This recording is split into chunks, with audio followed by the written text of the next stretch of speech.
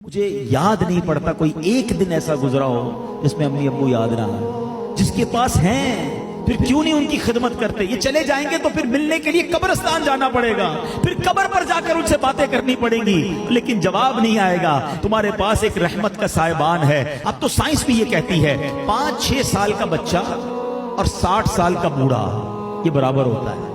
یہ زندگی کا ایک سرکل ہے, بچپن سے شروع ہوتا ہے, جوانی میں جاتا ہے, اور پھر وہاں سے 40 کے بعد عمر ڈھلنا شروع ہوتی ہے. اور بچہ جس طرح 6 سال کا ہوتا ہے نا, نارملی 60 سال 65 سال کا بندہ اسی طرح کا ہو جاتا ہے. اب مجھے ایک بات کا جواب دیجئے, 5 یا 6 سال کا بچہ آپ کے گھر میں ہو اور وہ کوئی سوال آپ سے بار بار کرے, آپ ناراض ہوتے ہیں؟ کیونکہ ہمیں یہ سمجھ آ گئی ہے کہ ابھی 6 سال کا ہے, اس کا انڈرسٹینڈنگ لیول کم ہے, اس کی لسننگ پاور کم ہے, اس کے دماغ میں ابھی اتنی وسعت نہیں ہے, بچہ ہے اس لیے ضد کر رہا ہے. جس دن آپ یہ سمجھ گئے کہ 60 سال کے بعد تقریباً کم و بیش سننا مشکل ہو جاتا ہے, سمجھنا مشکل ہو جاتا ہے, ضد آ جاتی ہے, فرمائشیں شروع ہو جاتی ہیں, اب آپ اس کو انجوائے کریں. اب اس میں چڑچڑاپن نہ لائیں کہ کیا امی روز بار بار ایک ہی بات کرتی ہو, تمہیں سمجھ تو کچھ آتا نہیں, اب وہ آپ کو سنائی نہیں دیتا. اللہ اکبر, تم ان سے اس طرح بات کر رہے ہو جنہوں نے تمہیں پال پوس کر بڑا کیا. اللہ کی قسم اب خدمت کا موقع آیا ہے. حقیقت کی بات بتاؤں, خوش نصیب ہے وہ اولاد جس کو ماں باپ بڑھاپے میں ملے. ارے کئی ایسے ہیں جو ماں باپ کو بڑھاپے سے پہلے ہی کھو بیٹھے ہیں, اور خوش نصیب ہے وہ اولاد جس کو ماں باپ نے خدمت کا موقع دیا.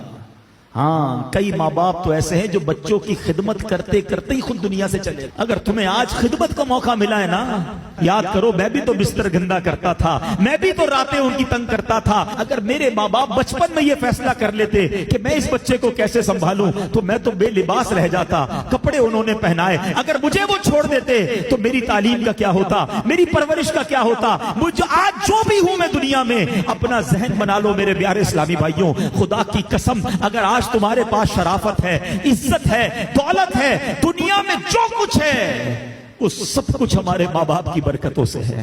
ہم کچھ بھی نہ ہوتے اگر ماں باپ ہمارا ہاتھ نہ پکڑتے ہیں. اور آج بوڑھے ماں باپ بوجھ لگتے ہیں, آج ان کی بیماری بری لگتی ہے. آج ماں باپ کو بچہ کہہ رہا ہے میں رات کو دوائی نہیں دلاتا, صبح لے جاؤں گا.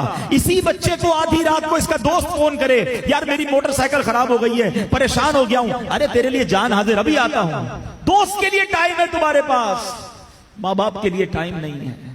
واللہ میں صحیح بتاؤں, ان بچوں کے پیسوں کا نصیب جاگا ہے کہ جن بچوں کے پیسے ماں باپ پر خرچ ہو جائیں. لوگ بچے یہ بھی کہہ رہے ہوتے ماں باپ کو کہ یہ میرے ہیں, میں آپ کو کیوں دوں, میں نے کمائے, تف ہے. یہ کوئی باتیں کرنے والی باپ سے, جس باپ نے اپنے پیٹ کاٹ کاٹ کر ہمیں کھلایا, اپنی خواہشیں مار مار کر. ہو سکتا ہے کبھی بچپن میں کسی کھلونے کی دکان سے ہم گزرے ہوں اور ہم نے کہا ابو یہ کھلونا لینا ہے, باپ کے جیب میں پیسے تھوڑے ہوں, باپ نے اپنے لیے کچھ خریدنے کا سوچا ہو, مگر سوچا ہوگا کوئی بات نہیں جوتے نہیں لیتا, کوئی بات نہیں آج یہ والا کھانا نہیں کھاتا, بچہ رو رہا ہے اس کو کھلونا دلا دوں. انہوں نے ہماری خواہشیں پوری کی, اور آج بچہ یہ کہہ رہا ہے کہ یہ پیسے میرے ہیں. یقین کرو تمہارے پیسوں کا نصیب جاگا ہے اگر کسی طرح تمہارے ماں باپ پر تمہارے پیسے خرچ ہو جائیں. اس سے اچھا میرے پیسوں کا اس سے اچھا مصرف کیا ہے کہ یہ پیسہ ماں باپ کی خدمت میں خرچ ہو جائے. لیکن آج جو واقعات سننے کو مل رہے ہیں دل دہل جاتا ہے. ہم نے علماء کی کتابوں میں پڑھا ہے کہ بیٹا والد کے ساتھ ایسا بہیو کرے, اس طرح زندگی گزارے جیسا آقا کے سامنے غلام ہوتا ہے. مگر آج سننے کو جو باتیں مل رہی ہیں نا کہ بوڑھا باپ بیٹے کے آگے غلام بنا ہوا ہے. وہ اولاد کیسی ہے, زبان لٹک نہیں جاتی جو ماں باپ سے ایسے بات کرے. حق یہ ہے کہ اولاد کو ڈرنا چاہیے کہ کہیں میرے ماں باپ ناراض نہ ہو جائیں. حدیث پاک ہے, میرے آقا علیہ الصلوۃ والسلام فرماتے جس کا مضمون ہے ماں باپ ہی تیری جنت ہیں, ماں باپ ہی تیری دوزخ ہیں. اس کا مطلب کیا ہوا, یعنی ماں باپ راضی ہو جائیں تو رب بھی راضی ہو جائے گا, جنت مل جانی ہے. اور ماں باپ ناراض ہو گئے پھر نہیں کام آنی عبادتیں, دین کا کام کریں بہت اچھی بات ہے, مگر یہ دیکھ لو کہ ماں باپ راضی ہیں کہ نہیں. یہ بہت ضروری ہے. ہم بعض اوقات اس طرف سے چوک جاتے ہیں, یہ پہلا اسٹیپ ہے.